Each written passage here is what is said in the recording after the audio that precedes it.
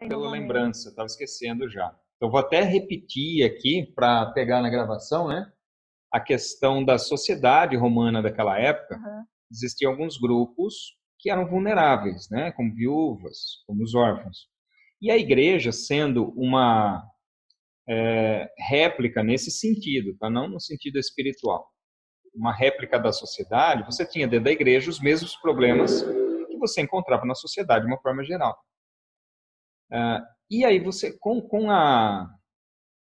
o fato da igreja agregar tanto judeus quanto gentios, começou a se ter um problema relacionado com a quantidade de pessoas que tinham para servir essas pessoas vulneráveis, no caso, as viúvas. E aí você tinha viúvas judias, você tinha as viúvas helênicas também, que eram viúvas de origem grega, de origem gentílica. Então, imagina o seguinte, né? Você tem uma capacidade de cuidar de X pessoas. Agora, quando excede esse número, o que vai acontecer? Normalmente, você vai dar uma menor atenção para algumas pessoas. Isso é normal. Você não vai conseguir suprir a necessidade de todos. E é isso que estava acontecendo lá. E qual foi o problema? Que as viúvas de origem gentílica, pelo fato da igreja ser formada, na sua maioria por judeus, acabaram ficando em segundo plano. Então, que problema foi esse? O problema foi exatamente o fato das viúvas helenistas serem desprezadas ali no ministério cotidiano. Então, esse foi o problema trazido em função de um crescimento ali da igreja. Um crescimento grande. Nós vemos que, na aula passada, que na primeira pregação de Pedro, se chegou a 3.000 pessoas. Posteriormente, nós vamos ver que foi para 5.000. E aí foi aumentando, né, o número de pessoas. E como é que os discípulos resolveram essa questão?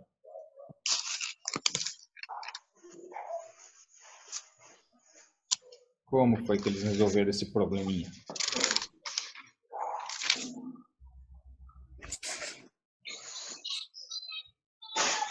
Colocando os diáconos. Exatamente, né? Se não tem mão de obra, nós vamos escolher mão de obra e capacitar essa mão de obra.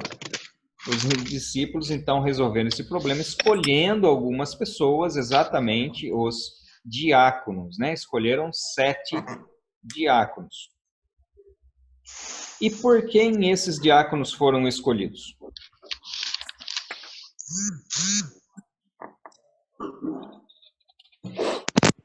Por Pedro e João? Ou pelos 12? Não sei. Pelo quem? Pelo Pedro e João? Pelos 12. Pelos 12? Não, pelos 12, Quem mais gostaria de falar?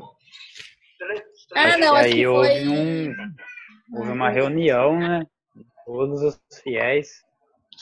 Isso, exatamente. O que você ia falar, Júlio? Pode falar. Pela igreja. Pela igreja. Perfeito. Então, olha só. Dá uma olhada o que diz aqui. Atos, capítulo 6, versos 3 a 5. Diz assim: Por isso, irmãos, escolham entre vocês 7 homens de boa reputação, cheios do Espírito Santo e sabedoria, para os encarregarmos desse serviço. Quanto a nós, nos consagraremos à oração e ao ministério da palavra. O parecer agradou a todos.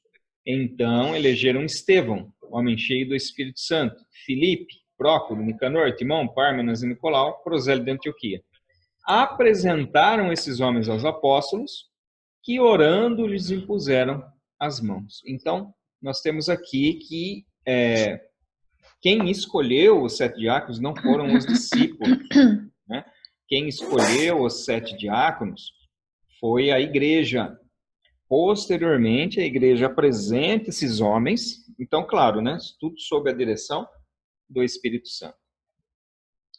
E aí os 12 impõem as mãos sobre eles, e eles são consagrados ali para servirem também essas viúvas helenistas, né? Então, vamos entender qual era a função do diácono ali, né? O que significa a palavra diácono? Os diáconos aí da sala, né? O que significa a palavra diácono? Da sala. Não tem nenhuma diaboliza, hein? Que horror, né? Servo, ô, Reginaldo. Exatamente. Não sei se vocês ouviram o Júlio falar aqui, né? Significa servo, né? Então eles foram escolhidos exatamente para servir as mesas ali das viúvas helenistas que estavam sendo desprezadas. Então eles foram escolhidos. Os discípulos colocariam seu foco na palavra, na ministração da palavra, e os diáconos então serviriam ali as mesas. E o interessante é o seguinte, como o problema das viúvas estava relacionado com aquelas de origem helênica ou gentílicas, todos os 7 diáconos foram escolhidos entre os gentios. Nós não temos nenhum diácono aqui escolhido dentre os judeus, mas eles foram escolhidos dentre os gentios para servir exatamente as igrejas gentílicas, né? Mostrando aqui que realmente não existia nenhum tipo de divisão entre judeus e gentios. Bom, as características dos diáconos nós acabamos de ler aqui, né? Três características principais, né? Que é homens de boa reputação, cheios do Espírito Santo e cheios de sabedoria. Essas pessoas é que foram escolhidas. Mais uma perguntinha aqui. Nós temos 2 diáconos que se destacaram aqui entre os 7. Não é que se destacaram entre os 7, né? Pelo menos que a Bíblia cita. A Bíblia fala desses 2. E quais são esses 2? Estevão e Felipe. Perfeito. Estevão e Filipe. Qual que é o destaque que se dá para Estevão na Bíblia? Estevão, ele foi mais que um diácono, né? Fala que ele era um homem cheio de graça e do poder de Deus. Então, e olha só que interessante, né? Quando os 7 homens são escolhidos, eles são escolhidos para servir a mesa, mas eles se limitavam a fazer isso? Não. Eles não se limitavam a fazer isso.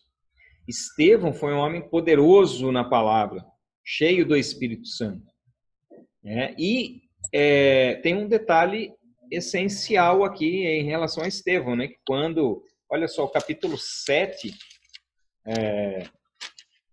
todinho vai falar a respeito exatamente de Estevão. E o que acontece no final desse capítulo 7?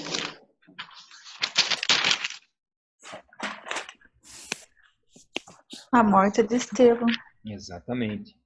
Estevão, ele passa a ser, então, o primeiro mártir da igreja.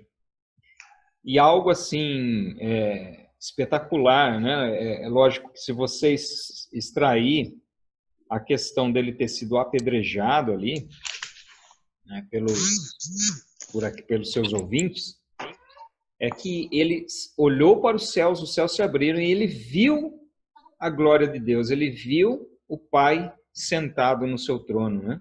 Olha só o que diz aqui o versículo de número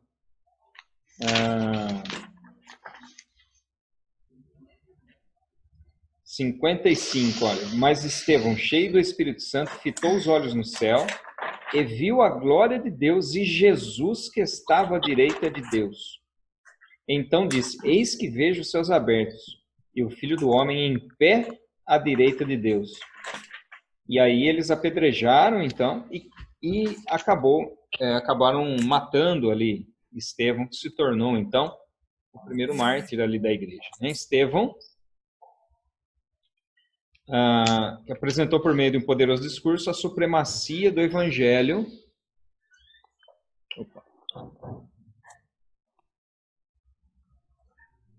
A supremacia do Evangelho sobre a lei mosaica. Né? Foi apedrejado, acusado de blasfêmia. Por que não vai mais?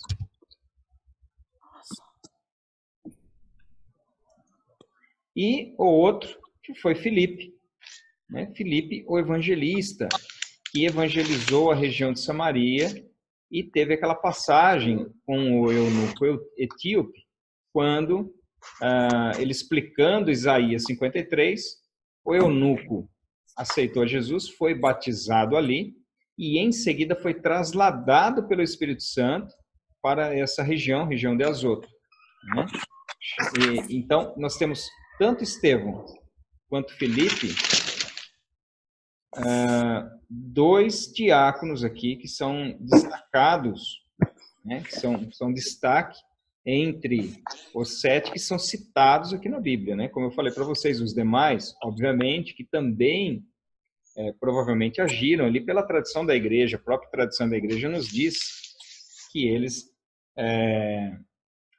se destacaram de certa forma ali também na igreja, pelas características que eles apresentaram quando foram chamados ali para serem diáconos, né? Homens de boa reputação, cheios do Espírito Santo e de sabedoria. Uma perguntinha ainda em relação aos diáconos, né? Deixa eu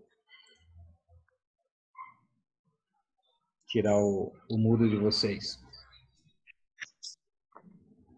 Esses diáconos, primeiro, eles não foram escolhidos, não foi escolhido qualquer um. Né? Mas o que antecede, então, a escolha desses diáconos?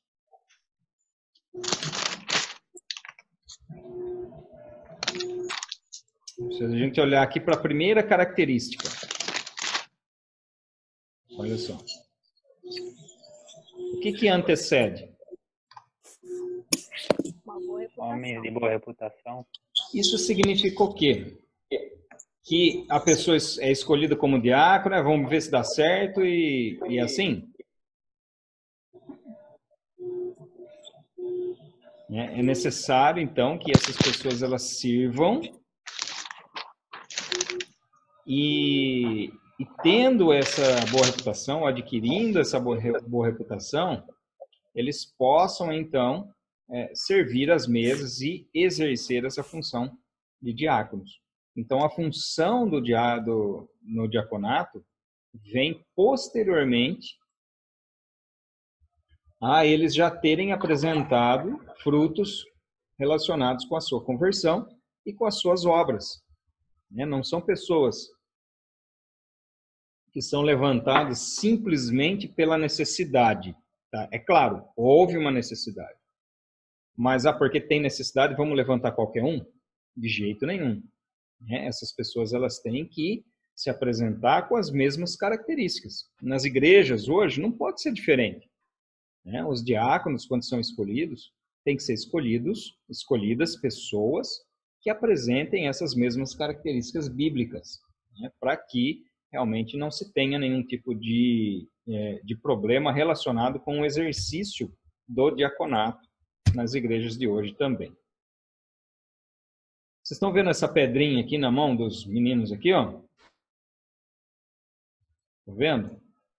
E essas pedras, quando a gente fala que eles deveriam morrer por apedrejamento, não são pedras pequenas. Normalmente eram pedras grandes desse tamanho que eles faziam os apedrejamentos.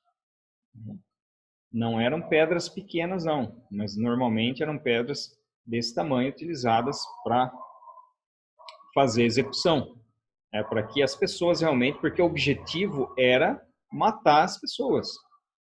Então, eles não iam dar pedrada para machucar, eles iam dar pedrada para matar realmente. Né? E aqui, então, com o apedrejamento de Estevão, ocorre o início da perseguição à igreja promovida pelos judeus. E aí nós tivemos um personagem importante aparecendo aqui, né? Que é Saulo de Tarso. Saulo de Tarso, que era um judeu religioso, zeloso pela palavra, e que nesse momento aqui, então, presencia o apedrejamento de Estevão e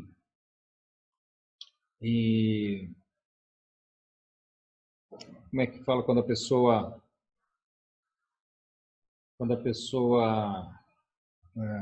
ela não executa, mas ela concorda com aquilo que ela está vendo? Esqueci a palavra. Ela consente? Consente, exatamente. Né? Houve um consentimento, obrigado. Consentimento aqui de Saulo de Tarso na morte de Estevão, embora ele não tenha ordenado essa morte. Posterior a esse fato, o que ele faz? Ele pede cartas às autoridades judaicas para que ele pudesse ir pelas cidades atrás de pessoas que professassem essa fé para que ele também as perseguisse.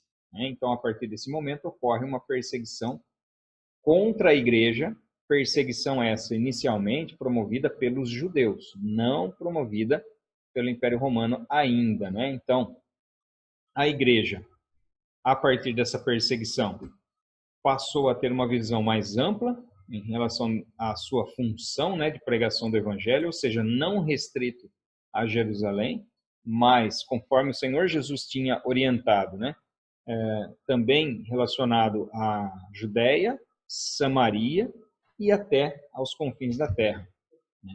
E nessa perseguição e nessa dispersão, eles acharam uma cidade que se tornou uma das principais cidades cristãs, Antioquia da Síria. Duas características principais. Antioquia da Síria ela passou a ser uma das cidades mais importantes do cristianismo na época, uma das principais igrejas, e disputou por muito tempo com Alexandria, com Roma, inclusive, a primazia ali entre as igrejas cristãs daquela época. Mas tem dois detalhes que são interessantes aqui. Primeiro, que é o local onde, primeiramente, os seguidores de Jesus foram chamados de cristãos, foram identificados, então, como cristãos, e também o local que se tornou base missionária de Paulo, do apóstolo Paulo, posteriormente, e não só do apóstolo Paulo, mas de vários outros. Por exemplo, quando nós falamos em relação a Barnabé, que acompanhou Paulo, quer dizer, que acompanhou não, quem acompanhou foi Paulo, Paulo acompanha Barnabé na sua primeira viagem missionária. Na segunda, quando eles se separam, e Paulo escolhe Silas e Barnabé vai com João Marcos, ali se torna o ponto de partida também de Barnabé. Barnabé chama o apóstolo Paulo para o acompanhar ali em Antioquia da Síria. Então, Antioquia da Síria passou a ser uma das cidades mais importantes em relação à atividade missionária da igreja. Muitos discípulos partiram dali para suas viagens missionárias, e estabeleceram muitos deles aqui em Antioquia da Síria. Então, aqui eles são chamados então pela primeira vez de cristãos, porque até então eles eram conhecidos como uma seita judaica simplesmente. Acho que nós já falamos a respeito disso. O judaísmo tinha algumas divisões ali dentro, como os fariseus, os saduceus, os essênios, os zelotes, os herodianos, e aí surgiram também os chamados nazarenos. Então, os nazarenos, como mais uma seita judaica, mais uma divisão dentro do judaísmo. Pouco a pouco, os cristãos foram se desvinculando, principalmente com a chegada de vários gentios, muitos gentios se achegando para a igreja. O cristianismo acabou se desvinculando do judaísmo e sendo posteriormente perseguido não só pelos judeus, mas também pelo próprio Império Romano. E ali, então, em Antioquia da Síria, com a formação da igreja mais fortemente relacionada com os gentios, eles passaram a ser chamados, então, de cristãos. E a palavra cristãos, relacionado com a palavra Cristo, que no grego é o equivalente a Mashiach no hebraico, que significa o Messias, ou o ungido de Deus.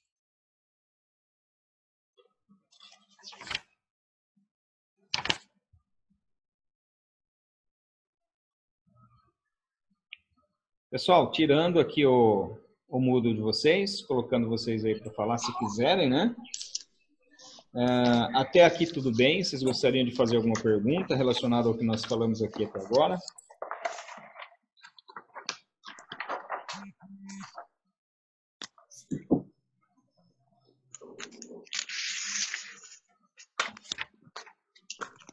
Pelo jeito não, né? Olha só, voltando aqui à instituição dos diáconos no texto 1. No texto 2 nós temos aqui o martírio de Estevão. Sobre o texto do martírio de Estevão, o julgamento de Estevão, né? E a conivência aqui do jovem Saulo. Alguma pergunta? É ao vivo, ele escuta o que fala. Ó, fica vendo. Você vê todo mundo. Eu tô ouvindo mesmo.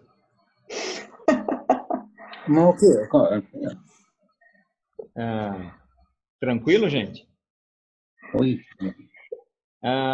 Texto do número 3, em relação à perseguição da igreja, né? Quando se intensifica a perseguição à igreja em Jerusalém, eles acabam indo para várias outras cidades ali do Império Romano, principalmente, uma delas, né? Não principalmente, mas uma delas, uma das mais importantes, acabou sendo ali Antioquia da Síria, onde eles foram chamados de cristãos pela primeira vez e de onde também saíram várias viagens missionárias. Daqui, tudo bem?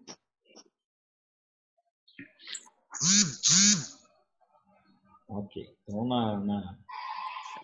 como vocês estão todos quietinhos aí, acredito que não tenha mais nenhuma dúvida, né? O texto do número 4, na verdade, nós já até falamos um pouquinho a respeito dele, né?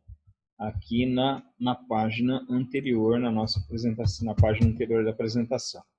Quando nós falamos aqui a respeito de Estevão e falamos também a respeito de Filipe, né, que está aqui no texto número 4, sendo mencionado aqui também. Quando, então, o evangelho ele chega, inclusive, ali aos samaritanos.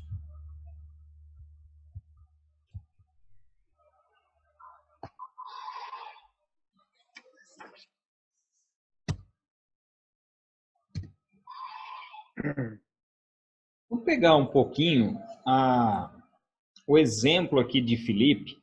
Eu tinha um vídeo, na verdade, para mostrar para vocês, mas o vídeo não fica legal passando aqui, tá? Então, eu vou mandar para vocês depois o vídeo. Quer dizer, eu não sei se eu consigo mandar. Não sei se eu consigo mandar pelo WhatsApp. Acho que eu vou ter que entrar no YouTube, procurar por ele lá, o vídeo completo, e mandar para vocês.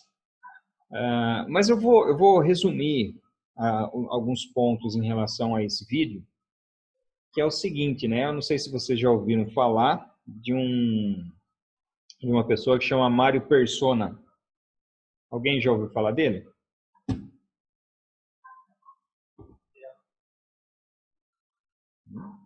Quem disse que já? Não? Ninguém? Mário Persona, talvez, se eu mostrar aqui para vocês, vocês vão reconhecê-lo aqui. Deixa eu ver se...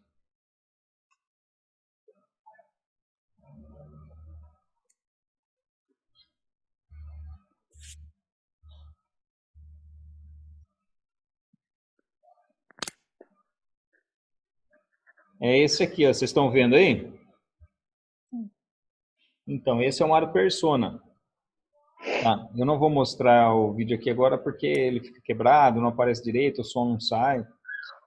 Mas depois eu mando esse vídeo para vocês.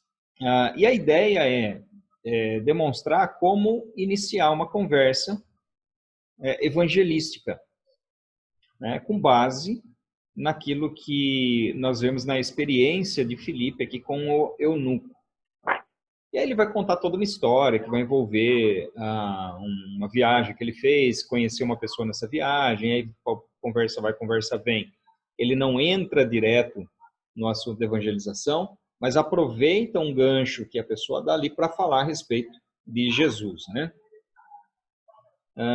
E a ideia que está por trás aqui, então, é analisar alguns pontos que a história de Filipe e Eunuco nos traz, que nos ajuda a compreender, muitas vezes, como nós devemos evangelizar, ou como se é que existe uma fórmula para isso, né? Porque tem muitas pessoas que, às vezes, têm dificuldade, né? De falar, como é que eu vou falar a respeito de Jesus? Como que eu vou evangelizar as pessoas? Né? E muitas vezes a pessoa ela fica um pouquinho perdida em relação ao evangelismo e não sabe por onde começar. Né? E é claro que é o seguinte, evangelizar nada mais, nada menos do que você mostrar aquilo quem Jesus é, em primeiro lugar, né? E em segundo, aquilo que ele fez na sua vida. Né? Isso é evangelizar, é você falar das boas novas. Porque não dá para você falar de alguma coisa sem que você primeiro tenha participado disso, sem que você tenha experimentado isso. Né? Eu não sei se tem, deixa eu abrir aqui a telinha de novo aqui para vocês.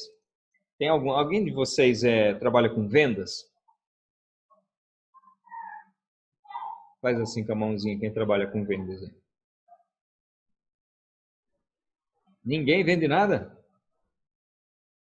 Nossa, são ruins de negócio, hein? Você é delito. Você ficou com...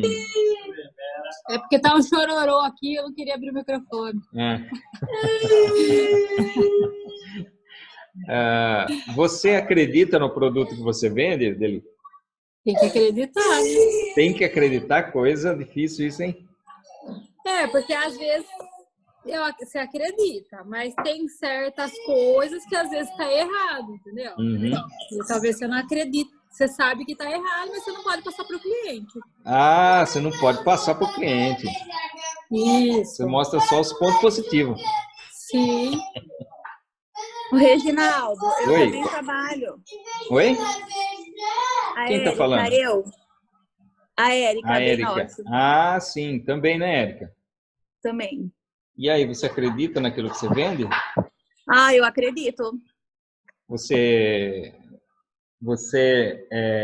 bom, não sei o que você vende, né? Mas você já usou, já Colchão, experimentou? móveis, já. Você vendeu o quê? Colchão, móveis, sofá. Então você já deitou lá no serviço, tudo. Já.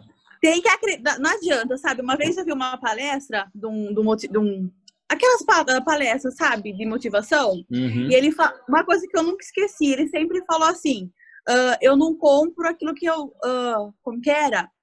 Eu não vendo aquilo que eu não compro. Então, sabe? Eu achei assim, bem forte essa frase. Então, assim, eu peguei isso pra mim. Sabe? Eu não vou vender pro cliente aquilo que eu não compraria pra mim. Eu achei uma frase interessante essa, né? Eu não vendo aquilo que eu não compro.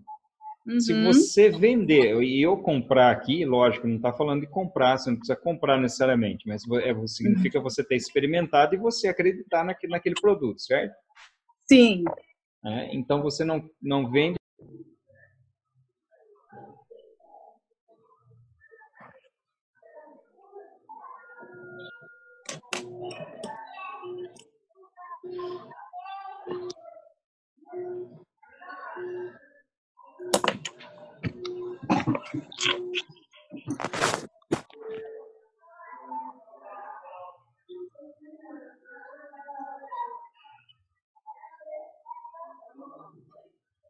Muito bem, como eu estava falando para vocês, deixa eu ver se não lembro agora se está faltando alguém.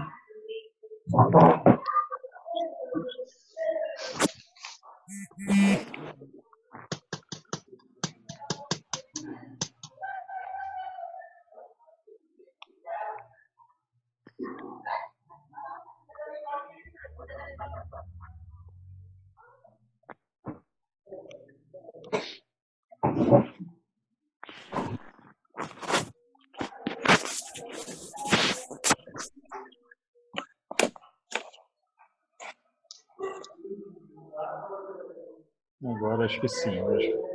Se eu não me engano, deve estar todo mundo aí agora. Então, como eu estava falando para vocês, é o seguinte, para que você possa vender alguma coisa, é necessário que você acredite naquilo que você vende. Você pode até vender algo que você não acredita. Só que o que você vai estar fazendo aí? Você vai estar sendo hipócrita. Você vai estar enganando alguém. Agora, quando a gente traz isso para o Evangelho, da mesma forma, alguém falar de uma experiência que nunca teve na sua vida é hipocrisia da mesma forma. Você vai estar vendendo alguma coisa que você ouviu falar, mas que você não sentiu, que você não experimentou. Então é necessário, primeiro ponto, que você tenha uma real experiência de conversão, uma real experiência com o Evangelho, para que você possa, a partir daí, então, falar de uma forma assim com propriedade daquilo que você experimentou, não daquilo que você ouviu, não daquilo que você leu num livro de alguém que teve uma experiência, mas falar das suas experiências. Então, isso é evangelizar. É você expor o Evangelho falando a respeito daquilo que faz parte da sua vida, aquilo que você foi transformado. E quando a gente analisa aqui a questão de Filipe e Eunuco, nós vamos encontrar as seguintes características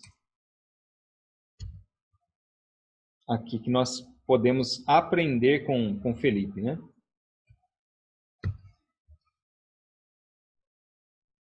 A primeira questão relacionada com a evangelização é que nós devemos sempre ser direcionados pelo Espírito Santo. Eu não sei se vocês já tiveram esse tipo de experiência, mas conversando com alguém ou estando próximo de alguém, às vezes você se sente motivado, você se sente impelido a falar de Jesus para alguém, ou a falar determinada coisa para alguém. Parece que o Espírito Santo te incomoda e te manda mesmo falar determinada coisa para determinada pessoa. Então, o que é isso? Isso é o mover do Espírito Santo, e naquele momento ele está te usando para levar o Evangelho, para levar a palavra para alguma pessoa. Então, quando Filipe está ali, passando ali do lado, ele vê a carruagem, quem é que o move em direção à carruagem? É o Espírito Santo. E lá nessa carruagem estava um eunuco, que era um oficial, e estava lendo exatamente Isaías. E aí Filipe chegou falando do Evangelho, chegou falando a respeito de Jesus, Não, ele chegou e houve uma conversa no seguinte sentido, né? Você está entendendo aquilo que você lê? Então, o interesse não foi o Filipe não iniciou a conversa a partir do interesse dele, mas iniciou a conversa a partir do interesse do eunuco. O eunuco estava lendo Isaías e, através da leitura, ficou ali certamente com dúvida. E Filipe perguntou, você está entendendo o que você lê? E ele responde, como é que eu vou entender se ninguém me explica? E aí, então, ele vai falar, né? Quem deu a abertura para falar? Não foi Filipe também que cavou ali e forçou a barra. Foi o eunuco que... Ele falou, você entende o que você está lendo? Vamos imaginar a mesma situação de você encontrando alguém na rua, por exemplo, lendo a Bíblia.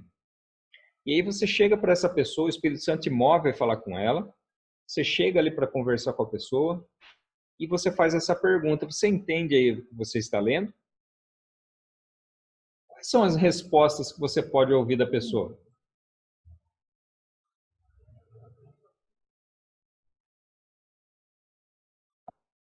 Quais são as respostas das mais diversas possíveis? Que sim, estou entendendo. Sim, estou entendendo. O que mais? Não, não estou entendendo. Não, não estou entendendo. O que mais? Vai cuidar da sua vida. Não pode? Pode, não pode? Se ouvir, vai cuidar da sua vida? Porque tem pessoas que não têm o desejo, não têm interesse em às vezes, iniciar uma conversa. E aí você vai fazer o quê? Vai forçar? Quando você força uma situação, eu não sei se você já esteve no lado oposto, no lado contrário, né? De quem tenta forçar uma situação para cima de você. Mas o que acontece quando alguém força uma situação para cima de você? Você não está afim de conversa, não está afim de papo, aquela pessoa fica cutucando. É legal? Você vai achar a pessoa mais legal do mundo? Vai querer ver ela todo dia? Já vai adicionar no WhatsApp? Não, você vai achar um puxa cara chato, um puxa pessoa chata, inconveniente, não é assim? E por que que as pessoas não nos achariam também inconvenientes nesse sentido? Por isso que, primeiro, nós precisamos estar sob o direcionamento do Espírito Santo. Segundo, partir do interesse da pessoa ali. E talvez despertar o interesse dela. Né? A Érica, que falou aqui que vende colchão, né? Ela disse que você não consegue vender aquilo que você não compra primeiro. Né? Certamente, numa dessas, e a Adelita também, certamente numa desses treinamentos de venda,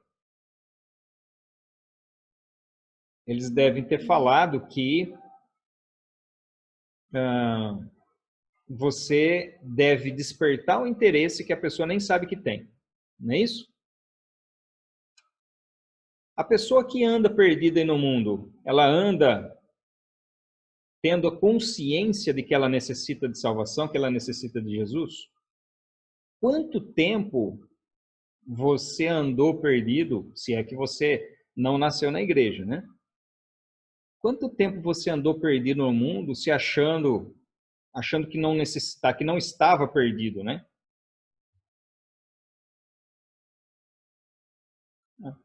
Agora que eu percebi que o Júlio sumiu de um lugar que entrou no outro. Perdido aí na vida, perdido no mundo. E sem saber, sem ter consciência disso. Quanto tempo? Né? E o que nos trouxe o convencimento de que nós necessitávamos de Jesus? Não foi o agir do Espírito Santo sobre nós? É claro que Deus, que o Espírito Santo usa pessoas para falar conosco. Assim como hoje ele nos usa para falar com outras pessoas. Mas em última análise, quem convence não é você. Quem convence é o Espírito Santo. Então nós necessitamos da orientação do Espírito Santo e da bênção do Espírito Santo sobre a pessoa, para que ela, abrindo o coração, o Espírito Santo possa convencê-la, possa tratar ele no coração dela em relação àquilo que você está falando. Então, voltando aqui no exemplo lá, né? Você chega para a pessoa e diz, você entende o que você está lendo? De repente ela fala assim, não entendo, não tô entendendo. E você gostaria de conversar a respeito?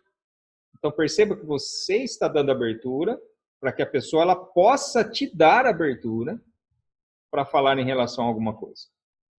Todas as vezes que alguém invade o nosso ambiente, o nosso mundo, vamos dizer assim, nós nos sentimos desconfortáveis.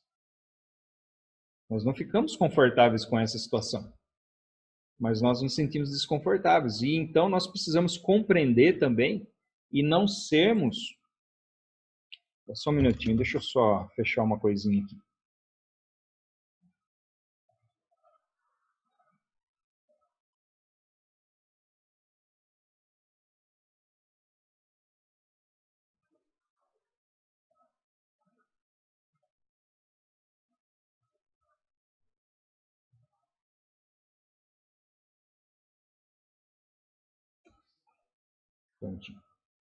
E nós não sermos inconvenientes a ponto de invadirmos esse espaço, porque, na verdade, quando nós fazemos isso, nós vamos criar um empecilho, nós vamos criar barreiras ao invés de abrir portas. Né? Nós vamos estar fechando portas ao invés de abrir portas. Por isso que é importante sempre o direcionamento do Espírito Santo. Né? eu não tenho nada contra, por exemplo, pessoas que saem pregando, por exemplo, nas praças. Né? Muito pelo contrário, eu até gostaria de ter a mesma ousadia de fazer isso. Né? Não é para qualquer um, não é para qualquer um esse tipo de coisa. Porque as pessoas normalmente são ridicularizadas, muita gente ofende, muita gente dá de ombros. Né? Agora, se essa pessoa está fazendo isso direcionada pelo Espírito Santo, quem somos nós para questionar o método? Agora, se a pessoa simplesmente vai porque viu o outro fazendo e quer fazer igual, então aí já se torna um problema. Porque você não está agindo segundo a orientação do Espírito Santo. Você está agindo segundo a sua cabeça, seu pensamento. Porque você viu alguém fazendo, aí você vai lá e quer copiar. Ananias e Safira também viram alguém fazendo, foram lá e quiseram copiar. E copiaram mal, né? E o resultado vocês já sabem, a gente viu na aula passada em relação a isso. Então, todas as vezes que nós agimos, e isso é que significa servir a Deus e fazer a vontade de Deus. Não, fazer a vontade de Deus não é você fazer aquilo que você vê o outro fazendo e copia ele fazendo. Mas é fazer aquilo que Deus tem para você fazer. Nem todo mundo, por exemplo, é chamado para ministério. Ministério, quando eu falo ministério, eu estou falando em relação à função dentro da igreja. Todo mundo é pastor? Todo mundo é diácono? Né? Todo mundo é auxiliar de evangelista? Nem todos são chamados para isso.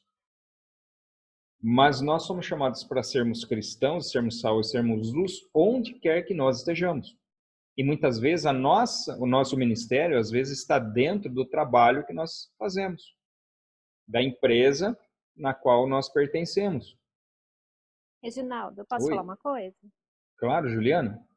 Isso. Pode falar, Juliana. Eu não trabalho com vendas direto assim, mas eu trabalho com cirurgia plástica. Então, numa clínica, né? As pessoas chegam, consultam e querem fazer uma cirurgia e a gente opera lá na clínica. Eu sou a enfermeira.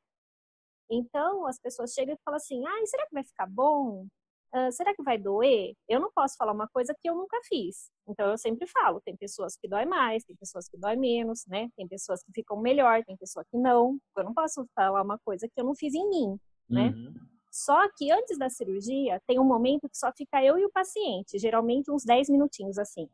Então, eu consigo saber por que a pessoa está indo fazer cirurgia. Isso é uma coisa muito interessante, assim, eu nunca tinha pensado nisso. Tem pessoas que ganham dinheiro, tem pessoas que estão fazendo porque estão felizes, mas muitas pessoas fazem cirurgia plástica porque elas estão tristes. Elas foram abandonadas pelo marido, elas sofreram um aborto, a maioria é mulher, né? Foram largadas assim pelo noivo na véspera do casamento, e elas decidem fazer uma plástica, porque elas acham que o corpo bonito, sei lá, vai trazer felicidade para elas, sabe? Vai preencher, eu nunca tinha né? pensado isso. Então eu tenho um momento ali entre eu e o paciente que eu consigo falar de Jesus para ela, entendeu? Eu consigo perguntar o porquê que ela está lá e eu consigo falar desse momento, né? Você acredita em Deus, você sabe que Jesus pode suprir essas necessidades suas, porque não é um seio bonito, uma barriga perfeita que vai trazer isso para você, sabe? Aquele momento assim. Uhum. É muito importante, porque eu acho assim que eu nunca pensei nisso, sabe? Mas as pessoas fazem mais cirurgias plásticas por estarem tristes, infelizes, do que realizadas. Então eu consigo ter esse momento com o paciente. E muitas ficam minha amiga, pega meu WhatsApp, sabe? E conversam muito tempo comigo. Tinha uma que eu converso com ela até hoje. A filha dela queria se matar com 18 anos. E até hoje eu converso com ela, sabe? Ela pegou várias vezes a filha dela pendurada pela corda no pescoço, cortando os pulsos, sabe? E ela ia lá fazer uma pálpebra, um botox, para ver se ela tirava essa angústia de dentro dela. E é interessante isso, a gente pensar em tudo isso, sabe? Porque eu achava que as pessoas faziam plástica porque elas estavam felizes, mas elas não são, tá? A maioria não é. Então, e olha só que interessante, né? Mas você não chega falando a respeito de Jesus de cara. Não, Você eu quero saber por que ela está lá. Um assunto em comum, um assunto do interesse da pessoa, e no desenrolar você introduz a conversa. Quando a pessoa dá abertura, você introduz a conversa. E é assim com pessoas.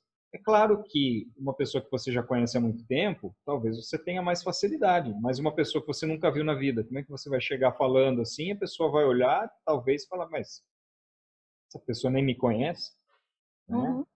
E é claro que eu disse, gente, pelo amor de Deus, tá? Eu não estou querendo colocar aqui uma regra para evangelismo. Não é isso que eu estou querendo fazer. Porque se o Espírito Santo falar para você, vai lá e fala, você nunca viu a pessoa, você vai lá e fala. Né? Agora, se o Espírito Santo mandou você ir, sabe o que vai acontecer? O Espírito Santo já vai preparar essa pessoa também. Nós vamos falar a respeito de um evento aqui envolvendo Pedro e Estevão, não. Pedro e Cornélio. Como que o Espírito Santo agiu? Ele preparou Pedro de um lado, enquanto, ao mesmo tempo, ele preparava Estevão, oh Jesus, não é Estevão. Enquanto, ao mesmo tempo, ele preparava Cornélio do outro. E aí, quando Pedro vai, então, até Cornélio, Cornélio já está preparado e Pedro já está preparado. Percebe? Então, a questão é, nós devemos agir segundo a orientação do Espírito Santo. Né? Ser direcionado pelo Espírito Santo. Partir do interesse da outra pessoa. Você não vai impor nada. Quem deu abertura para falar a respeito do Evangelho foi Eunuco.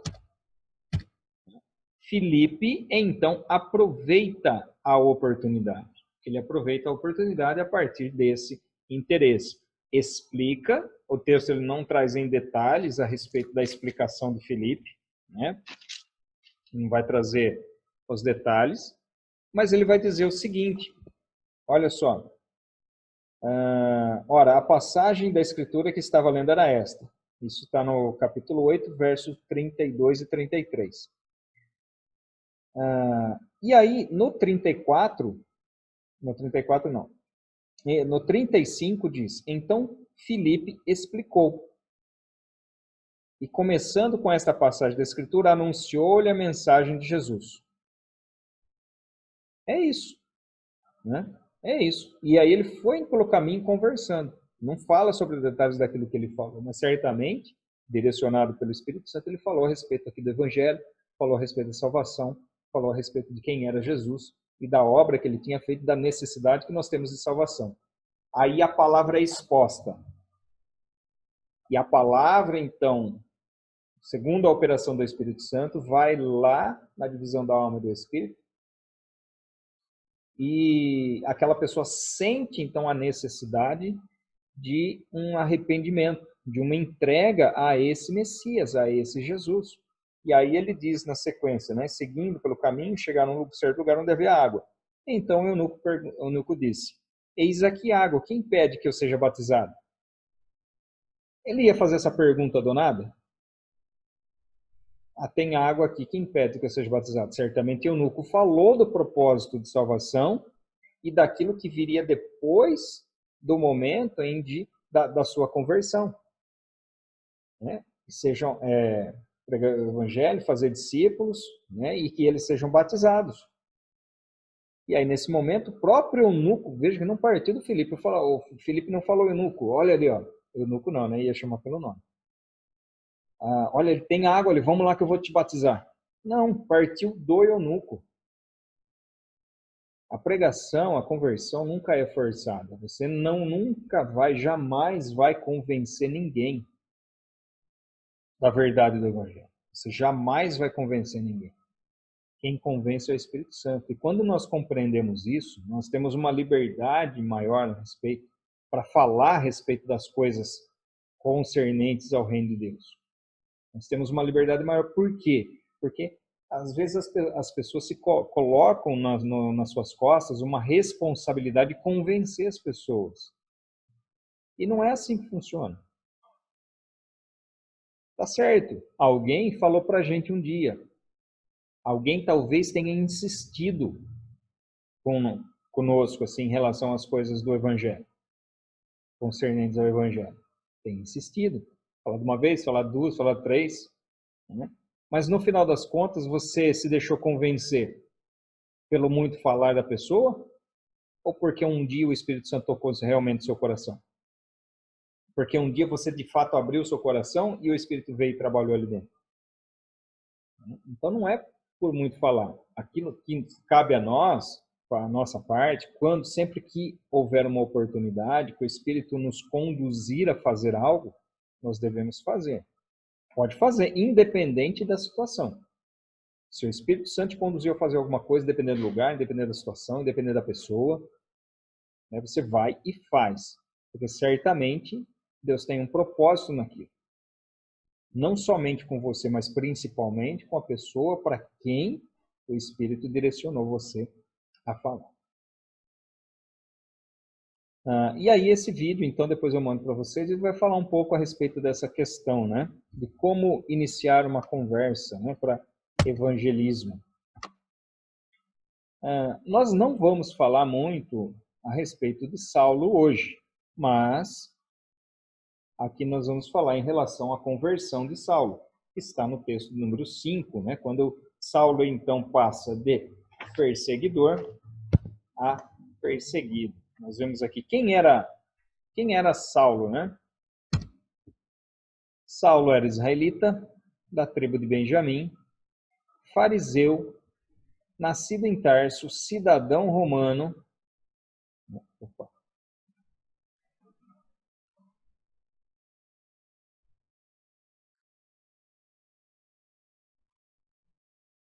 Cidadão romano, educado por Gamaliel.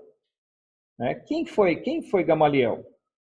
Gamaliel era um homem extremamente respeitado entre os judeus. Vocês vão lembrar que numa ocasião, quando Pedro estava preso, foi levado ali diante do Sinédrio. E o que aconteceu nessa situação? Os judeus queriam mantê-los presos. E aí Gamaliel intercede em favor daquelas pessoas, dizendo o seguinte, falou, olha,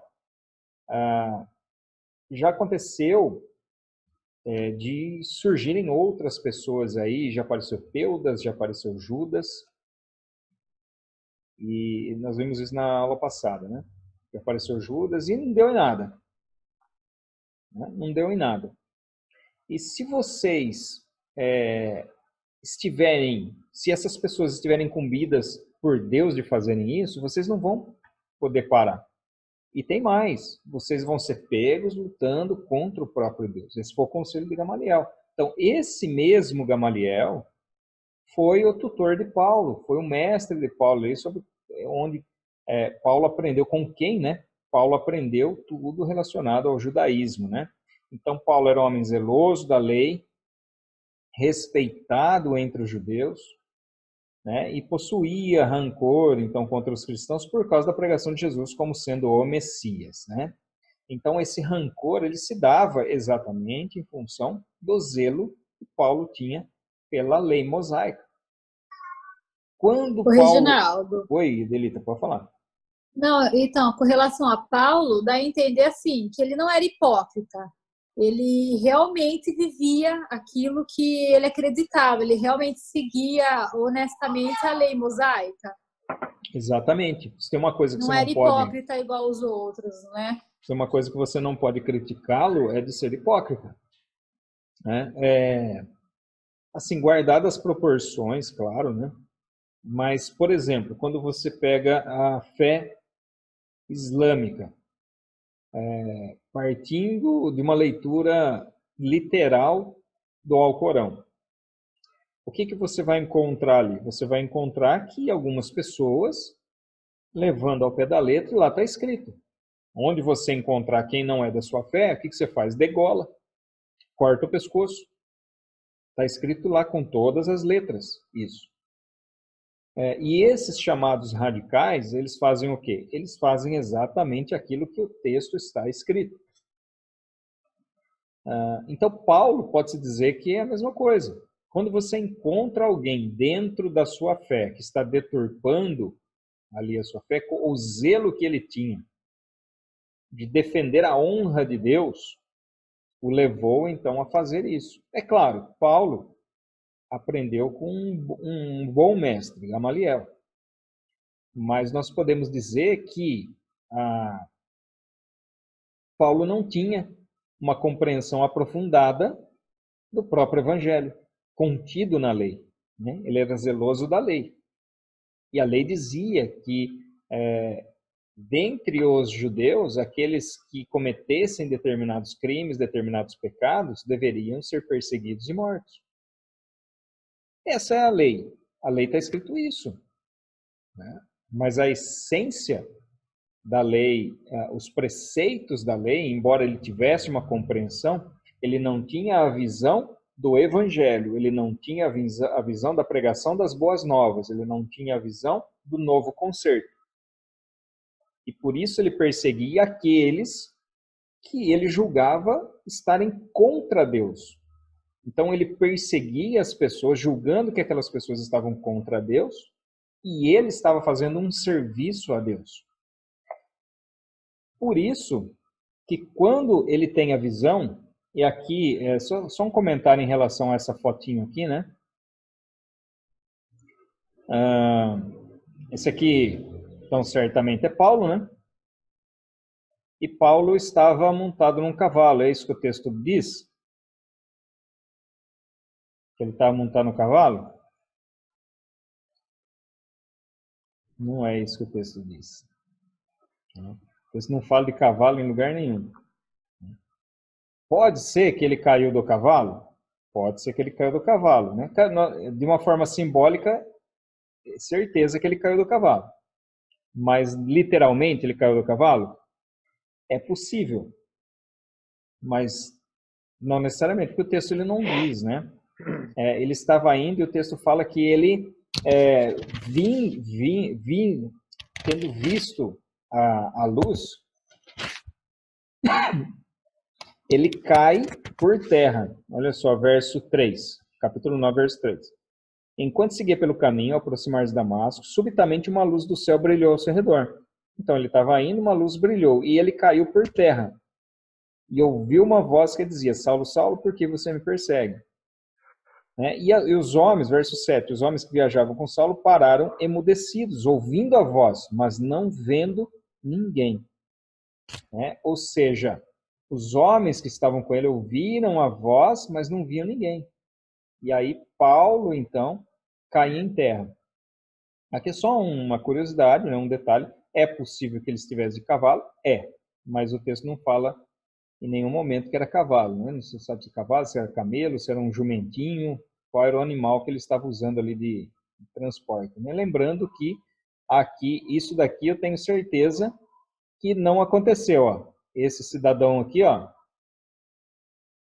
ele está um soldado romano. Não tem nada a ver. Esses dois, ok, tudo bem. Mas soldado romano ali junto com Paulo, de jeito nenhum. Tá? Essa é uma figura representativa aqui daquilo que aconteceu, mas só essa questão essa curiosidade, né? Então Paulo, nesse momento, falando com aquele pelo qual ele ouviu a voz, olha só o que ele diz, né? Ele perguntou, Senhor, quem é você? Então veja que quando ele vê o clarão, ele cai por terra e ouve a voz, ele fala, meu Deus. Fala a Deus, né? Quem é você, Senhor? Quem é você? E aí a voz disse, eu sou Jesus a quem você persegue. O que Paulo falou depois disso? Ele não falou absolutamente nada. Os homens que viajavam com Saulo pararam emudecidos. Verso 8, então Saulo se levantou do chão e abrindo os olhos, nada podia ver. Ficou cego, ficou atônito. E guiando pela mão levaram para Damasco. Esteve 3 dias sem ver, durante os quais nada comeu e nem bebeu. Então imagina, né, a pancada que Saulo tomou, né, no sentido simbólico aqui, pancada no sentido simbólico, né, quando ele ouve a voz, vê um clarão, cai em terra, fica cego e ainda ouve, fala, olha, eu sou a Jesus a quem você persegue. Então, nesse momento, ele fica atônito, e nesse momento, então, posteriormente, né, quando ele vai para Damasco, Deus manda lá Ananias para ir visitar e orar por ele. E Ananias foi de bom grado? Né? Ananias foi de bom grado? Por que não? Por que não? Porque ele já sabia da fama de Paulo, Já né? sabia da fama, exatamente. Né? Então nós vemos aqui a sequência que é a cegueira de Paulo, a oração de Ananias e a intercessão de Barnabé em favor de Paulo. Por quê? Porque quando Paulo se converte, eu fico imaginando o seguinte, né? É lógico, não tem nada a ver uma coisa com outra, mas sei lá, né? Fernandinho Beiramar, de repente aparece lá na igreja, convertido, só que continua com aquela cara de mal dele, né? Todo mundo conhece e tal, e aí? Esse é o Fernandinho Beiramar. Não precisa ser o Fernandinho Beiramar, né? É um traficante aí da cidade, né? Que se converte, uma pessoa que às vezes já matou 2, 3, 4, 10 pessoas. As pessoas, naquele momento, Paulo era o principal adversário, porque eles conheciam então a fama de Paulo e sabiam daquilo que Paulo andava fazendo ali entre os cristãos. E sabendo dessa fama, Ananias temeu. Olha só o que ele fala aqui. O Senhor disse: levante-se e vá à rua que se chama direita, na casa de Judas. Procure um homem de Tarso chamado Saulo. Ele está orando. E numa visão viu entrar um homem chamado Ananias e impor-lhe as mãos para que recuperasse a vista. Ananias, porém, respondeu. Então, antes de falar de Ananias, né, só um detalhe em relação a Paulo. O que Paulo estava fazendo lá? Ele não comeu, não bebeu, estava lá cego. Entrou lá, ele estava orando, ele estava em oração, tentando ainda digerir e compreender a experiência que ele havia tido ali. E aí, 13, Ananias fala: Senhor, de muitos tenho ouvido a respeito desse homem. Quanto mal tem feito aos teus santos em Jerusalém. E aqui em Damasco ele tem autorização dos principais sacerdotes para prender todos os que invocam o teu nome. Mas o Senhor disse a Ananias: vá, porque este é para mim um instrumento escolhido para levar o meu nome diante dos gentios e reis, bem como diante dos filhos de Israel. Pois eu mesmo vou mostrar a ele quanto deve sofrer pelo meu nome. E aí, então, Ananias vai. Né? Mesmo depois disso, Paulo, então, depois dessa conversão, ele volta a ver e Paulo inicia ali, então, a sua pregação de uma forma bastante veemente. A experiência que ele teve. Só um minutinho.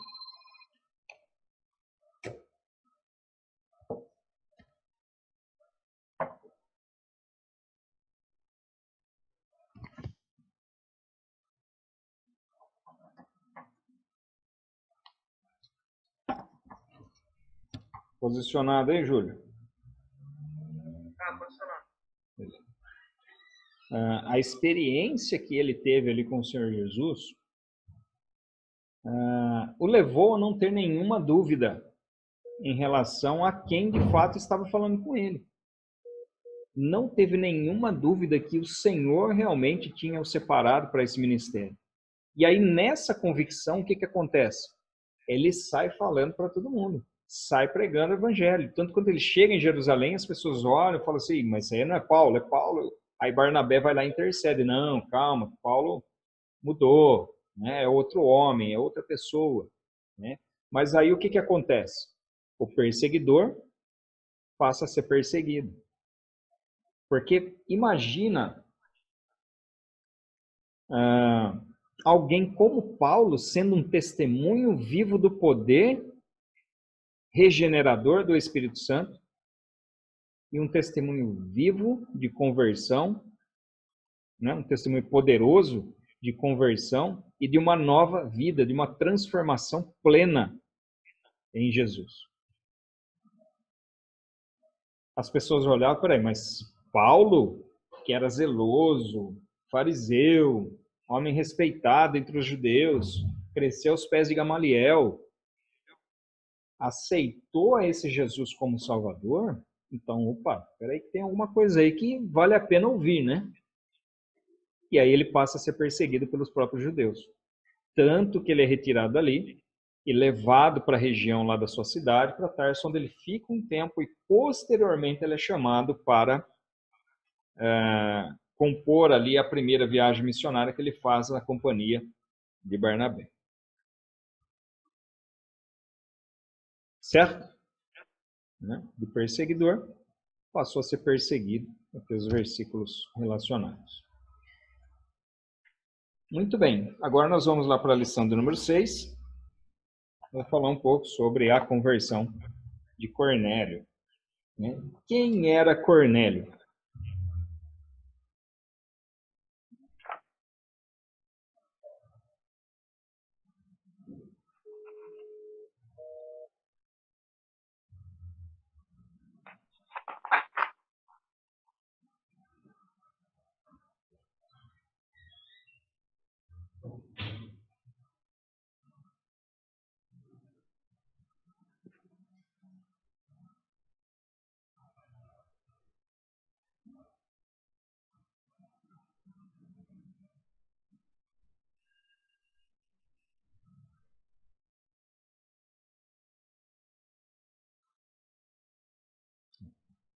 Quem era Cornélio? Cornélio era um centurião. Pessoal, faltando um minutinho e meio aqui só para.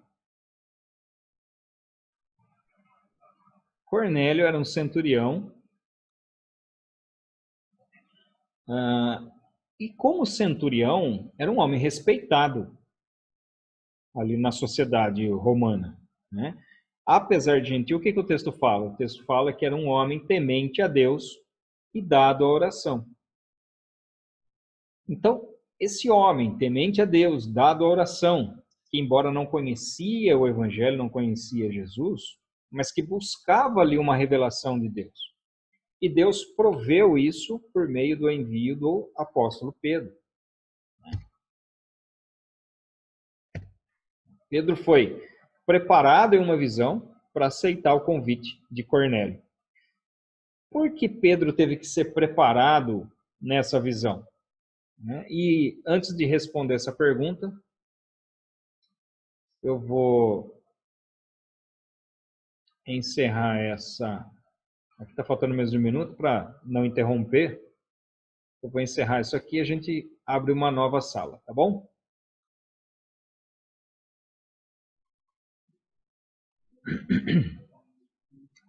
Eu tenho a impressão que está faltando mais um aqui. Mas... Ah, chegou.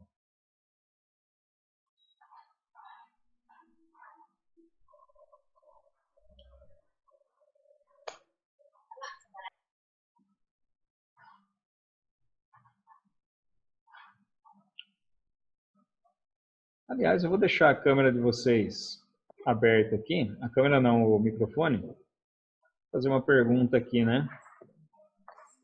Que problema foi esse que aconteceu? Por que Pedro precisou ser preparado para encontrar com Cornélio? Porque ainda existe uma certa resistência com relação aos gentios. Exatamente, exatamente. Pedro era um pouco preconceituoso ainda em relação a isso. Né? Ainda mais para frente nós vamos ver que o próprio apóstolo Paulo teve um probleminha com Pedro em relação a essa questão de uma situação que aconteceu e ele foi simulado lá em relação aos gentios e ao relacionamento entre gentios e judeus, né? Então veja que Pedro precisou ser preparado por Deus para ter esse encontro com Cornélio, para que ele pudesse realmente aceitar. E olha só, Pedro, na visão, ele vê os animais puros e impuros, e tudo numa embalaio, vamos dizer assim. Mas, nesse balaio, ele fala, é dito a ele, vai lá, Pedro, come. Ele fala, não vou comer não, tem coisa impura aí, tem coisa imunda no meio, eu vou comer? Eu não. Aí a resposta é, não torne impuro aquilo que eu santifiquei. Aí ele, e nesse momento, então, da visão, ele recebe a visita e fala, vai com eles, que eu tenho algo preparado ali para alguém. Né? E ele sai da cidade onde ele estava, que era Jope, e vai até Cesareia Marítima, né? Que é uma outra cidade próxima, né? Não era tão distante assim. para se encontrar então com Cornélio, né? Mas vamos seguir aqui, depois eu mostro a mapinha para vocês. Coloca seu vídeo. Você quer me ver, né? E não consigo. Assim. Não Ou esquece de posso fazer gravar, aula, ou esquece de pôr vídeo, esquece de pôr áudio. É complicado. Ô, Reginaldo, posso fazer uma pergunta? Claro que pode. No caso aqui, você falou que tinha uma certa resistência de Pedro em relação aos gentios. Uhum. Mas aquele povo lá que foi escolhido para ser diácono, eles eram gentios. Sim. E mesmo assim havia, vamos se dizer, um certo Então, deixa eu preconceito, alguma coisa. Porque é o seguinte, né? Eles eram gentios, mas nem todos, né? Nem todos eram gentios. Eu acho que eu acho que eu dei uma informação errada para vocês. Eu disse que todos eram gentios. Foi isso que eu falei? Sim. Então, se eu falei, não eram todos gentios. Tá? Mas eles eles colocaram ali num patamar diferenciado, porque, perceba, desde o começo, antes dessa situação aqui com Cornélio, muitos gentios vieram para o cristianismo. Alguns gentios se converteram nesse meio do caminho. Né? Mas mesmo assim existia uma resistência, tanto que lá em Atos 15, que nós vamos ver nas próximas aulas, ocorre um concílio para resolver essa questão. Por quê? Porque os judeus estavam exigindo dos gentios certas condutas, certos comportamentos que não eram comum para os gentios. Então, os judeus, mesmo aceitando os gentios, eles tinham uma certa resistência no sentido de entender que eles, sendo judeus de sangue, ainda eram diferenciados. E Deus fazia uma diferença entre eles e os gentios que se convertiam ao cristianismo. Era esse tipo de resistência. Não necessariamente algo falar assim, não, nós não vamos receber vocês. Não é isso. É no sentido de entender uma certa separação. Fala, não, Deus tem algo especial para nós ainda. Isso que ele tem de especial para nós, ele não tem para os gentios. Então, existia essa diferenciação ainda em relação aos judeus e aos gentios. Né? Essa conversão que se dá lá na casa de Cornélio, ocorre simultaneamente a conversão, né, e o batismo com o Espírito Santo, nesse texto aqui, Atos capítulo 10. E isso aqui nós falamos, inclusive, na aula passada sobre esse assunto. Né?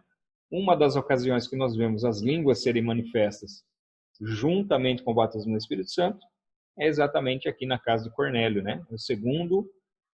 Segunda evidência, segundo relato em que ocorre as línguas como evidência do batismo pelo Espírito Santo. E a diferença é que o primeiro nós estávamos diante de um público que não cria em Jesus, mas composto de judeus. Aqui, nesse caso, nós estamos diante de um público gentílico, né? Que vem ao conhecimento de quem é Jesus, mas não eram judeus, que eram gentios. E essa ocasião, na casa de Cornélio, isso marca o nascimento da igreja entre os gentios. Mas como você perguntou, Felipe, mas já não tinha gentil dentro da igreja? Tinha, mas na sua grande maioria estavam ali em Jerusalém, alguns, e principalmente em Antioquia da Síria e Samaria, né, onde você tinha pessoas que não eram judeus, que eram convertidos ao cristianismo. Mas aqui, essa ocasião, ela é relevante porque nesse momento aqui, nós vemos que inclusive ocorre a reação de Pedro é a seguinte, deixa eu ver qual versículo que está aqui.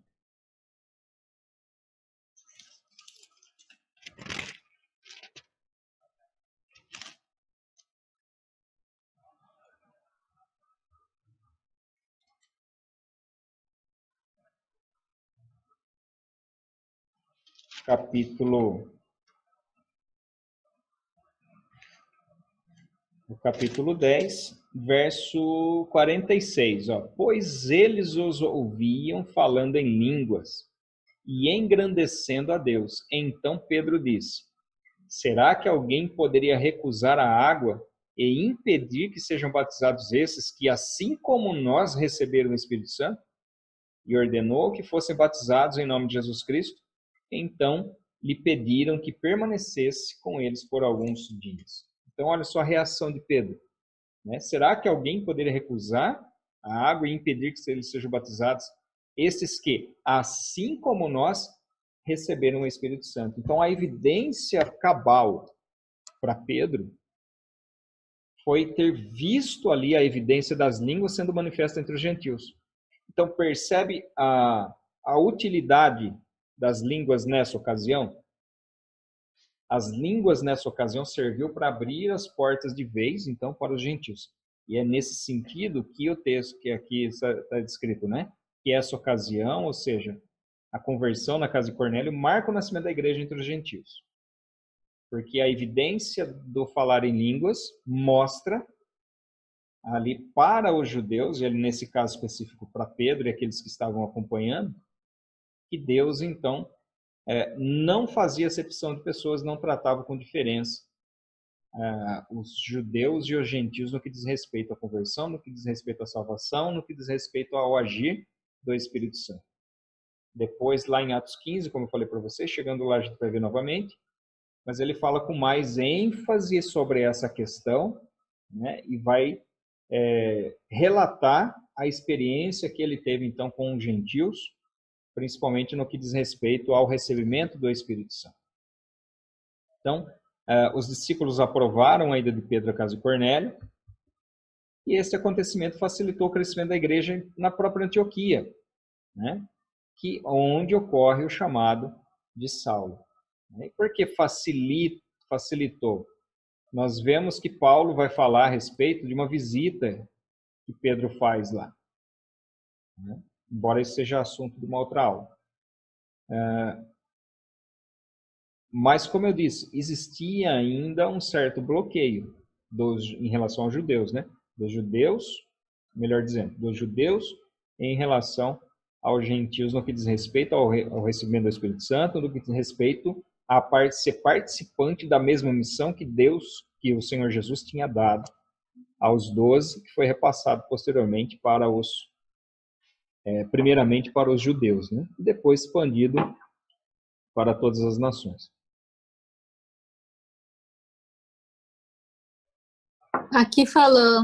Fala que aí Pedro entendeu que eles poderiam ser batizados. Será que então esses outros gentios que já estavam, será que eles não eram batizados então? Os outros que já estavam em Jerusalém? Vocês lembram que a gente comentou na aula passada sobre a evidência do batismo no Espírito Santo? A evidência do falar em língua... falo... pode falar. Não, mas será que esse... Não, é que eu entendi que pode alguém negar a água, impedindo que esses sejam batizados? Eu falo assim, o batismo na água mesmo. Batismo na água, isso. Batismo e na os água. Gentios que estavam em Jerusalém, em Samaria, que eram poucos, será que, mesmo convertidos, talvez eles não fossem batizados na água por ser gentios ou não tem nada a ver? É assim, não tem nenhuma evidência bíblica que fale que sim ou que não.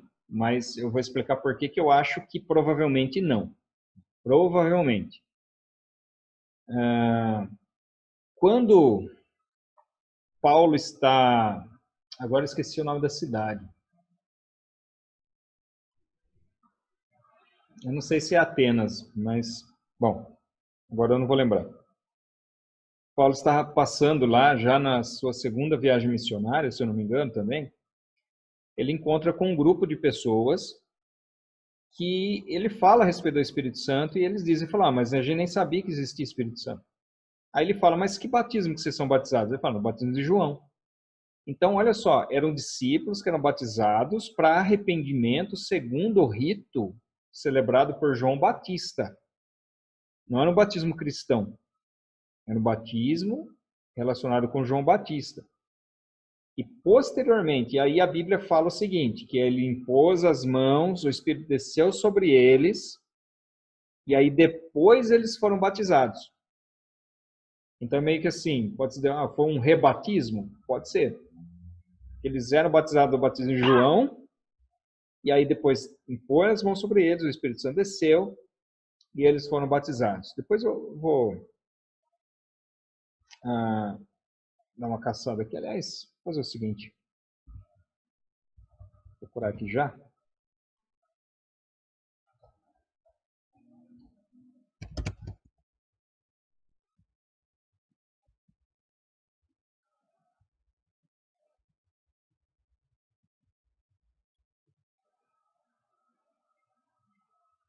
Atos 19.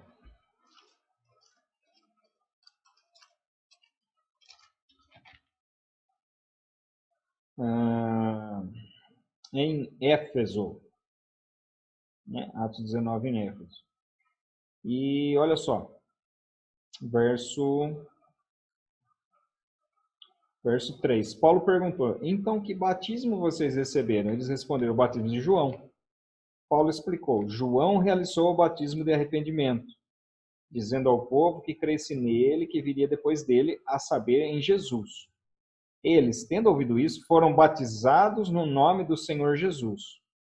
E quando Paulo lhes impôs as mãos, o Espírito veio sobre eles e tanto falava em línguas como profetizava. Eram ao todo uns 12 homens. Então, olha só, eles foram, eu só inverti a sequência, né? Primeiro eles foram batizados nas águas, em nome de Jesus, e depois Paulo impôs as mãos sobre eles, eles receberam o Espírito Santo. Então, é por isso que eu falo que alguns provavelmente não. Porque a pregação que era feita ali entre os judeus, inicialmente, tá? Inicialmente, olha que quando a gente fala a respeito de Paulo, já passou um tempo, tá? Da pregação do evangelho, da expansão do evangelho, tanto que Paulo chega em alguns lugares em que o evangelho já havia chegado antes dele. Né? Então, por essa razão, eu acredito que provavelmente não. Tá? Agora, pode-se dizer que alguns haviam sido batizados? Sim. Duas evidências, uma bíblica e uma fora da Bíblia. Evidência bíblica, o caso de Filipe com o eunuco. Ele achou água, explicou, o eunuco aceitou, ele foi lá e batizou na água. E uma evidência extra bíblica. Mas o eunuco não é judeu? O eunuco não é judeu? Não, ele era etíope. Entendi. E uma evidência extra bíblica, fora da Bíblia, que fala a respeito da conversão dos primeiros cristãos, quando se dava a conversão de um gentil, ele primeiro se convertia aos ritos judaicos. Então, pode ser que esses que se convertiam aos ritos judaicos, eles acabavam passando também pelo ritual do batismo. Por quê? Porque o batismo cristão tem origem no batismo judaico, na chamada mikveh, né, que é o banho ritual. É lógico que o sentido ali é diferente. Existe no ritualismo do judeu, esse banho ritual, o banho em si, ele tem capacidade de purificar. O batismo cristão, ele não tem capacidade de purificar, ele simplesmente representa uma purificação que aconteceu internamente. Então, existem essas evidências de que alguns sim, mas provavelmente esses de Samaria, de lugares onde a igreja era formada principalmente por gentios, de que provavelmente eles não haviam, num primeiro instante, eles não foram batizados. Posteriormente foram? Provavelmente sim. Porque o próprio Senhor Jesus com os seus discípulos também batizava. Compreende? Você ia falar alguma coisa? Entendi. Não. Então, vou assim, concluindo, talvez os outros gentios começaram a ser batizados, talvez depois de Cornélio, é isso? Não, então, não todos. Não todos, eu acredito mas que a alguns maioria. sim. Não, então, mas é achismo, viu, Adelita? É achismo, viu? Uhum. É só achismo, né? Você tem evidências bíblicas que mostram, pode ser que esses mais distantes não haviam sido batizados a princípio, e você tem evidências que alguns foram batizados, como o caso do eunuco. Sim. Certo, entendi. E você tem textos, por exemplo, da Eusébio de Cesareia, História Eclesiástica, que vai falar a respeito do batismo. Você tem o texto do Didaquê, que fala a respeito do ritual batismal dos primeiros cristãos. Porém, isso vai acontecer já numa década lá de 80, 90. Né? Quando nós estamos lendo o texto aqui, nós estamos falando da década de 50 e 60. O texto de Atos se refere a eventos acontecidos aqui, aliás, 50 e 60 não, entre as décadas de 40 e 50. Né? Na verdade, vai até 60, porque quando chega lá no final de Atos, ele vai falar a respeito da prisão de Paulo. Então, entre as décadas de 40 e 60. Então, vai passar bastante tempo aqui e esses rituais vão mudando conforme o tempo. Aqui, nesse momento, né, nessa evidência aqui dos primeiros anos ou da primeira década, o cenário é esse. Então, isso mudou principalmente a partir do Concílio de Jerusalém, que nós vamos encontrar no capítulo 15 de Atos. E esse Concílio de Jerusalém vai acontecer passado ali 15 anos, né, do período da ascensão de Jesus. 15 a 20 anos da ascensão de Jesus. Então já se passou algum tempo ali. E principalmente a partir daí, por isso eu falo a partir da década de 50, de 60, aí nós podemos falar com uma certeza maior em relação ao ritual batismal nos moldes cristãos que nós temos hoje. Tá? Mas a princípio por existir essa diferenciação por essas evidências que eu falei. Tá? Ô, Reginaldo. Oi, pode falar. Viu? No caso aqui você falou do batismo de João, né? O batismo de João, ele não era feito em nome de Jesus, era um batismo de arrependimento só. Isso. Então que assim, por ó... perdão, pode terminar, filho. Então é por isso que quando Jesus chega e fala para João batizar ele, João, de certa forma, recusa. Ele sabia que Jesus não tinha pelo que se arrepender. Exatamente. Exatamente. João fala, mas eu vou batizar o senhor? Quem sou eu para te batizar? Né? Porque o batismo é para arrependimento. Tanto que quando ele olha para os fariseus, que ele fala, vocês são raça de víboras. Quem vos convenceu, eu não sei se é essa palavra, a fugir da ira? Por quê? Porque eles não estavam querendo se arrepender. Por isso que ele chama de raça de víboras. Porque eles necessitavam de arrependimento e não se arrependiam. Jesus não precisava se arrepender de nada. Mas Jesus fala, não, mas vamos cumprir, para que se cumpra a justiça, vamos fazer dessa forma. E para que houvesse ali também um testemunho público em relação a esse batismo do próprio Jesus e o testemunho do próprio Deus na ocasião do batismo, né? O Espírito Santo é sobre ele e a voz do céu dizendo, esse é meu filho a quem me comprazo, né? Em quem me comprazo. Aqui só para ilustrar o que eu falei em relação a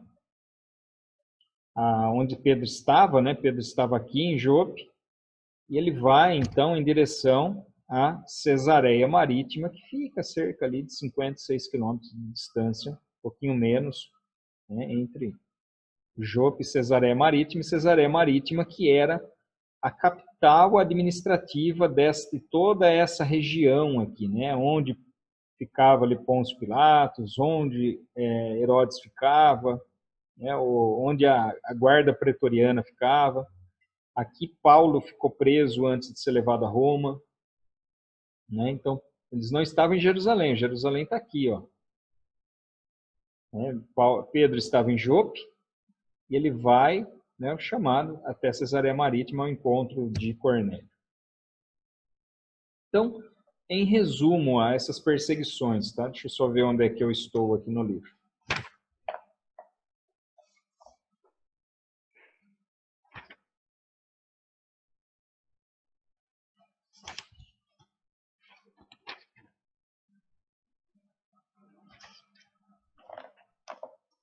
Está entre o texto 3 e o 4 aqui. Então, olha só, a primeira perseguição ocorre pelos saduceus. E qual é a razão principal dessa perseguição? É em relação à ressurreição. Porque os judeus, saduceus, não criam na ressurreição. Então, eles passam a perseguir. Porém, é uma perseguição, vamos dizer assim, né? Uma perseguição light. Porque enquanto a questão estava sobre a ressurreição, os próprios fariseus criam na ressurreição. Quando se começou a ensinar em relação a Jesus, falando sobre as suas características de ser filho de Deus e por meio dele alcançar a salvação e a redenção, aquela coisa toda, então aí os fariseus também se voltam contra os cristãos. Nesse momento aqui, a perseguição se torna um pouco mais feroz. É dentro dessa segunda perseguição aqui que se enquadra o apóstolo Paulo contra Saulo de Tarso, no apedrejamento de Estevão. A partir daqui ele começa uma perseguição um pouco maior. A terceira perseguição é movida então por Herodes Agripa. Sobre Herodes Agripa, nós vamos ver a partir aqui do texto número 4, né? A perseguição ordenada na página 84. A perseguição ordenada por Herodes Agripa I aos cristãos foi o terceiro grande ataque das forças do mal. O primeiro chefiado pelos saduceus, o segundo pelos fariseus. Né? Herodes era descendente de Herodes o Grande, portanto, ele tinha ascendência idumeia, era aparentado com os judeus e ele simpatizava. E assim como Herodes o Grande, ele também era simpatizante e patrocinador do judaísmo. Foi esse Herodes Agripa aqui que decapitou Tiago, né? Está lá em Atos 12:3. Foi esse Herodes Agripa aqui que aceitou a aclamação do povo e de que ele era um deus, Atos aqui capítulo 12 também. E esse Herodes Agripa que morreu de forma trágica, também aqui, capítulo 12, quando o texto bíblico diz que ele foi comido por bichos. Bom, vamos lá no capítulo 12, e diz o seguinte, ó. Verso 20. Havia uma séria divergência entre Herodes e os moradores de Tiro e Sidom. Estes, porém, de comum acordo, se apresentaram a ele e, depois de obter o apoio de Blasto, que era assessor do rei, pediram paz, porque a terra deles recebia alimentos do país do rei. Em dia designado, Herodes, vestido de traje real, assentado no trono, dirigiu-lhes a palavra. E o povo gritava: é voz de um Deus, e não de um homem. No mesmo instante, um anjo do Senhor feriu Herodes, por ele não haver dado glória a Deus, e comido de vermes, morreu. Entretanto, a palavra de Deus crescia e se multiplicava. Barnabé e Saulo, cumprida a sua missão, voltaram de Jerusalém, trazendo consigo João, também chamado Marcos. E a partir daqui, então, no capítulo 13, vai começar as viagens missionárias do apóstolo Paulo, a primeira viagem que ele acompanha, melhor dizendo, Barnabé, e é acompanhado também por João Marcos, que era sobrinho de Barnabé. Esse relato aqui da morte de Herodes, só para a gente encerrar essa nossa aula de hoje, que aqui nós estamos falando já do texto número 5, que é o último da lição do número 6. Né? Existe um relato aqui de Flávio José, um testemunho sobre este evento. Até na página 87 ele vai falar a respeito desse testemunho. Esse testemunho, em resumo, tá? Ele vai dizer o seguinte, ó. Joséfo, de uma forma aqui, nós temos, deixa eu ver,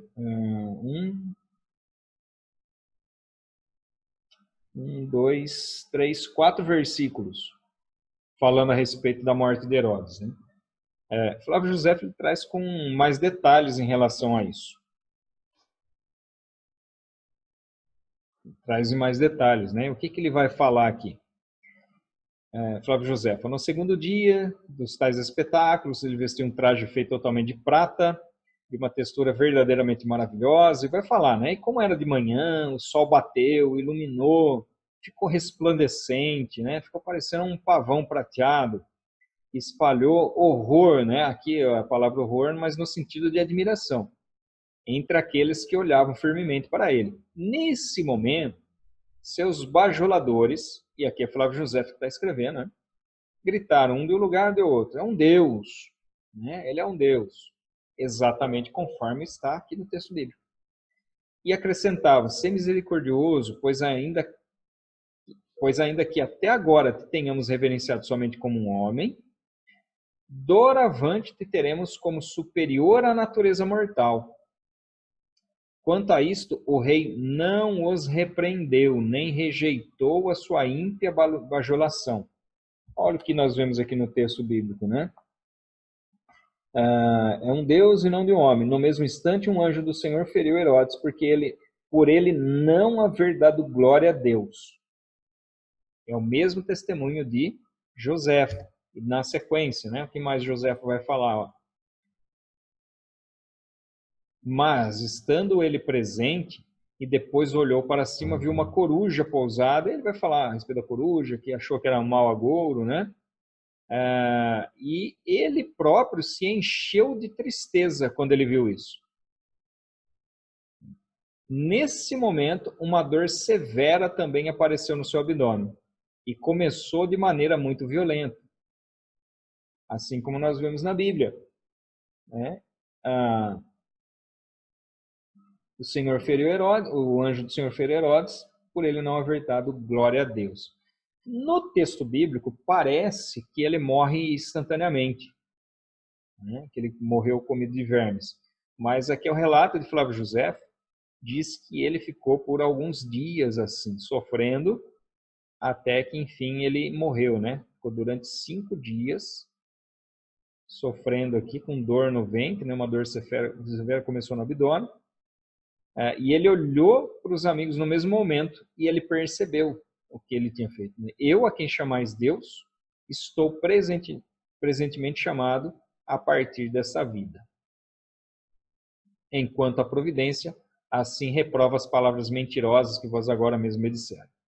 Desse modo, ele foi carregado para dentro do palácio, o rumor se espalhou que ele certamente morreria, e quando ele tinha se esgotado muito pela dor do abdômen durante 5 dias, ele partiu dessa vida.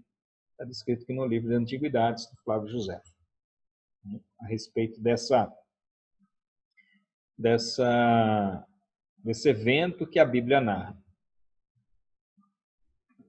E que a história, o texto da história, no caso de Flávio José, dá testemunho a esse respeito.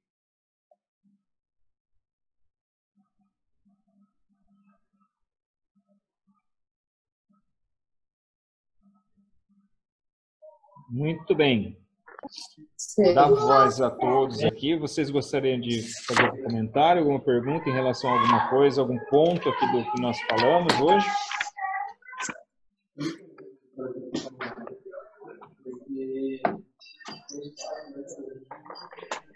Sim ou não, Delita?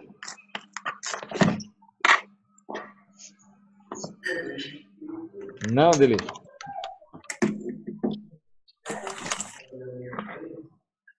Érica. Érica. A Érica fez aniversário. Não foi a Érica que fez aniversário, foi a Renata. Foi a Rê. Parabéns, viu, Renata? Deus abençoe, viu? Obrigado. Quando Amém. voltar, a gente canta parabéns para todo mundo. Não sei se mais alguém fez aniversário, né? Mas até lá vou voltar, a gente junta tudo no montão e faz tudo de uma vez. Pergunta, Renata, você tem direito, você fez aniversário. Ah, não, eu passo para outro. Para a Aline, você quer passar? Isso, para a Aline. Vou falar, Aline. A Aline até sumiu. Não, apareceu.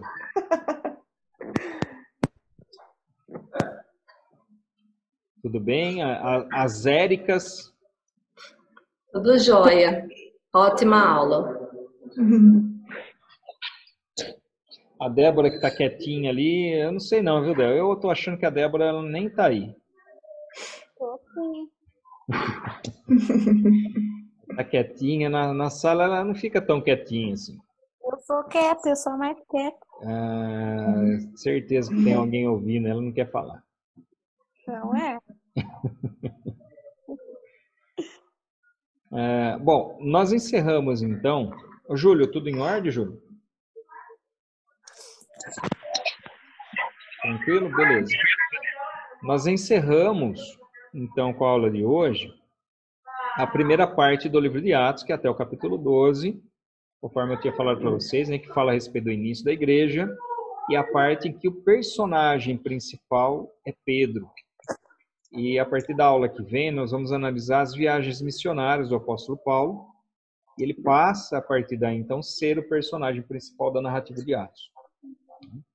Lembrando sempre que, como personagem central, nós temos o próprio Espírito Santo, que direciona tanto Pedro, quanto Paulo, quanto todos os outros personagens que nós vemos nas narrativas de Atos. Né? Mas, na semana que vem, então, nas próximas 2 aulas, nós vamos concentrar o nosso estudo em relação ao ocorrido nas viagens missionárias de Paulo, quando, a partir daí, vocês percebam o avanço missionário da igreja, né? Em Jerusalém, começam as perseguições, aí aparece os diáconos, aparece Filipe pregando lá na Samaria, então vão primeiro para a Judéia, Samaria, e aí até os confins da terra a partir do capítulo 13. Né? Então essa sequência aqui de narrativa, sequência daquilo que Jesus havia profetizado em relação à missão da igreja. Tá certo? Então, vamos fazer uma oração para que nós encerramos essa aula. E depois eu mando ali. Quem que tinha falado sobre a gravação mesmo? Eu não lembro o nome dela, Amanda. Amanda, né? Amanda, é ela que está faltando. Eu tinha certeza que está faltando alguém. Amanda, ela sumiu. Ô, Nivaldo, tudo em ordem? Você também ficou quietinho hoje? Só observando. Só de olho aí, né? Tá muito boa a aula, viu? Muito produtiva. Amém. Viu? Oi. Pode falar.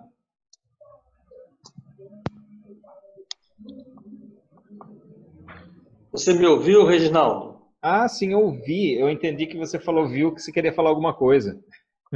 Não. Então tá bom. Então depois para Amanda assistir, depois eu mando lá para vocês o link do videozinho, tá bom? Vamos orar. Senhor, obrigado, Pai. Te agradecemos mais uma vez. Que tudo seja bênção para as nossas vidas, que Teu Santo Espírito possa completar aquilo que nós falamos, que talvez de difícil entendimento, mas eu tenho certeza que o grande ensinador, o grande professor, o nosso consolador, o Espírito Santo, que está conosco em todos os momentos, completará esse ensino e nos mostrará, Senhor, nos revelará o caminho que nós devemos seguir. Que todos nós, assim como foram aqueles cristãos da antiguidade, todos nós sejamos instrumentos nas Tuas mãos, sejamos usados pelo Senhor, conforme o Teu querer, conforme o Teu agir, onde quer que o Senhor nos envie. Que nós estejamos dispostos a cumprir o Teu propósito nas nossas vidas. Assim eu peço a favor de cada um, nos dá uma noite abençoada, em nome do Senhor Jesus, e que seja para a honra e glória do Teu santo nome, hoje e para sempre. Amém. Amém. Amém. Amém. Gente, Deus abençoe. 1, 2, 3, bem fortão. E bye, bye. Bye, bye. Tchau. Bye, bye. Tchau, tchau. Tchau.